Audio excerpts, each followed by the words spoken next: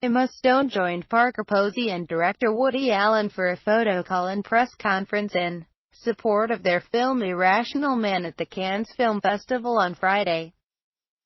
While posing for the cameras, though, Emma got a little surprise from the windy weather, which threatened to blow up the skirt of her dress and had her gorgeous updo coming undone.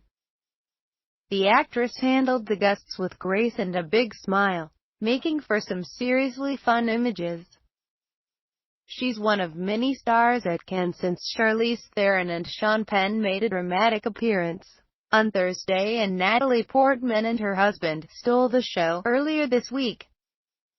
There's plenty more to come from the famed French festival, so check back for the latest.